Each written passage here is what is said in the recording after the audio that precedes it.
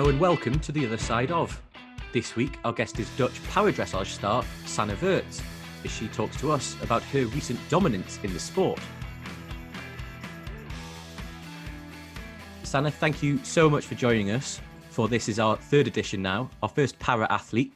We wanted to talk to you a little bit about your career so far and the kind of meteoric rise you've had, certainly in the last few years.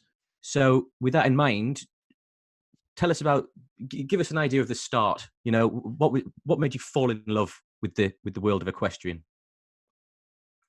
That actually started like when I was just a little girl. And there was this theme park close to where I lived back then. And there were horses and there were a lot of shows with horses and everybody loved the shows, but I was only focused on the horses and the ponies over there. So I really think that that's where it started, the love for horses and the passion for them. And it took me quite some years to convince my parents that I should really ride one day. And I think I was about 8 or 9 years old back then when I had my first lesson. First, it was all about brushing and petting and making braids in their manes. But, riding started to become more serious when I was about 14, maybe. So I was a little older back then when I really started riding. When you were 14 then and it became serious, you know, did you strive to be the best, or did you want to be a competitor, or was it more of a hobby at that point? No, it was more of a hobby. Well, actually, it still is. I still just love to do that. It's the best hobby in the world. I can do this. I can do what I love most every day. So it's still like my hobby. I don't want to see it as my job. When did you feel that there was the drive to become better and better? Well, I don't think there was just one moment where I decided I wanted to be the best I can be. I think it just is step by step. Every time we had I still remember when I was in after a big surgery in 2010, I guess. I was in kind of a dark place back then, and it was my horse that really pulled me through. I heard his sounds through my through the window, and I wasn't even able to sit up straight by myself. So his sounds, they really made me really want to how do you say that? To get back on my feet first, and then to the stable, and just petting him, seeing him, hearing him, cuddling. That was like the first big goal for me. And when we got to do that, when I really got to the stable and when I really saw him there, the next big goal was to get in the saddle again. And after that happened for the first time, I was still it was just like sitting on the horse. There was nothing else. It was just sitting and being really, really happy to be there. And then it was like the next big goal was to get to the Paralympics of London. And we reached that. And that was like the first time there was a real competitive goal for me.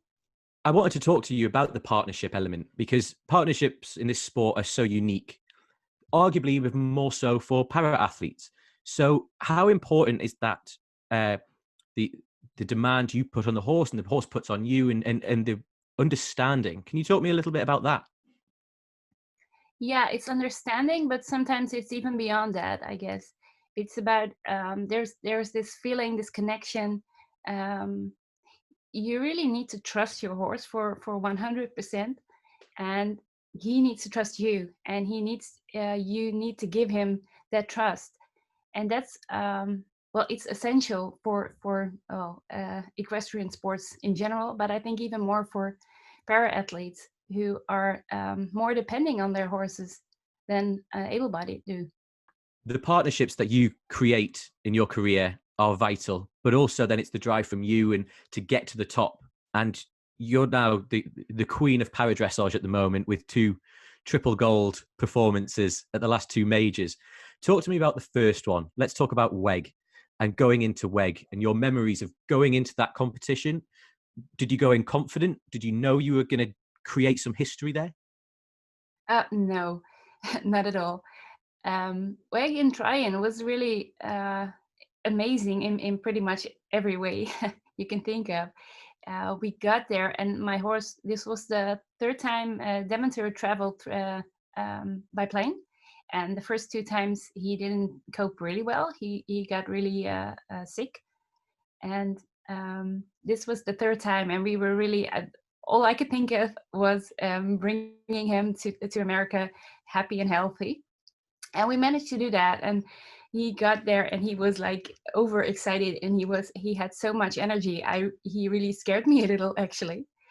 In the first 3 or 4 days, I almost fell off every day, but I didn't. And it was hot, it was humid, it was tough conditions, but I really I guess we just coped very well, my horse and I, and my whole team, of course. It's the first time GB hadn't won a gold medal at any tournament ever, at a team gold medal at any tournament ever. So put that into perspective for us then. How did that feel at the time? Yeah, definitely. That's a quite stupid question. Of course, it felt amazing. Yeah, well, we knew one day it would happen. We were just rising and rising and rising, and we actually in 2017 in Gothenburg, we that was like the first time we felt this is the opportunity for us to win team gold for the first time, and we didn't. I kind of messed up my test over there, which got us in the end the team bronze. So not even the team silver, but we messed up over there. So 2018 was like our chance for revenge, and we took it. When we discussed having this chat, you told me a very interesting story about Tryon, and I'd love you to tell everyone else that. So please take it away. Yeah, well, it was actually the night we won the team gold. That night, back in the hotel room, I took off the breeches because of course we were all still wearing the clothing from the medal ceremony, and I discovered my leg wasn't looking as it should. In the end, we found out. Well, assumably it was a spider who bit me, and my leg was like huge, and it was purple, and it hurted like hell. And our medical team assisted me, and we were just trying to keep to bring the swelling down. And all night I had my foot on 2 or 3 pillows just to make sure that it wouldn't swell anymore. And all morning it was in the ice, in the ice of the horse legs, actually, in the stables, and we were just trying to make sure that I could fit into my boot to ride my freestyle, because we just weren't sure if I was going to make it. And in the end, I did. With some help, we managed to get my boot. It kind of fit. And we managed to do the freestyle, and afterwards I took off my boot. I didn't get it on anymore. I did get it on, but I couldn't get the zipper closed, not even halfway. So yeah, well, that was I don't know if it was bad luck or it was luck that I still managed to do the freestyle, but it was pretty exciting. Well, I mean, never a dull moment. No, never a dull moment, and it makes the gold even more impressive. You then moved on to the Europeans in 2019, and that could arguably be even sweeter, knowing that it wasn't a fluke and you followed it up. So what was the preparation like for that tournament? Now you know that you're the one to beat. Well, we did know we kind of tickled the British team to come back stronger, and I'm sure they are still working very hard to get that gold medal back, but we're not planning on giving it back. of course, we had the Europeans in the Netherlands, so it was for our home crowd, which was really special. And well, I think the confidence was there. We had a really strong team. We had the same team as we had in Triumph. We knew we were all in a good shape, and we were all confident. And we just looked very much forward to the competition, and we enjoyed it. We've just spoken then about, you know, the two triple golds. Talk to me a little bit about your partner in crime for those competitions, Demantur. Like, you know, what's that partnership like? Actually, I saw your interview with Catherine, and she told about the first time she rode on Cassidy, and she was immediately in love, and she knew this was her horse. Well, it was kind of in no way the same when I tried Demantur. I actually fell off before I even got to the saddle, so that wasn't the love at first sight. But I did have something. We did have some spark, or there was something special between us, and I really wanted to give him the chance to make up for that. I didn't believe he was. There was something bad inside of him. He was just too nervous to just let me on his back, and we've been working really hard on that confidence and that trust. I mentioned it earlier. That trust is like essential in our sport, and I think it turned out pretty well. And in 2016, he was like my second horse for Rio, but he was the one to fly to Brazil and pick up the first gold. I think the Netherlands ever had in Para-Dressage at Paralympics. And he has this special place in my heart, and he's such a strong and friendly guy, and he's so talented. He can trot in like 20 different ways. He is an amazing canter, and he just always looks so happy, and he's so much fun to work with. He every day, every training, every competition is just like a little party. It's so much fun to work with him every day. And obviously, this is the companion that you're going to aim to get that treble, if you like. No pressure. No pressure from us. But just, you know, you've done it on the World Equestrian Games, the Europeans. It's the Olympics next. Obviously delayed because of COVID, but you know that's given you a bit more time to work on the new freestyle that we've heard so much about. So talk to us about that. That freestyle, we worked on that for like 1.5 years.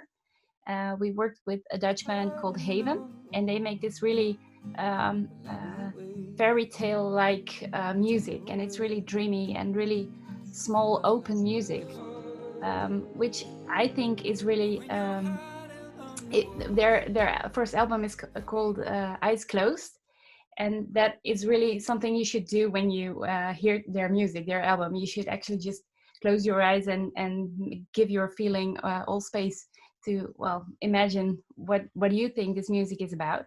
Of course, when I do my freestyle, you shouldn't close your eyes, but I'll just hope that we are pretty enough and doing nice things to make sure you keep your eyes open.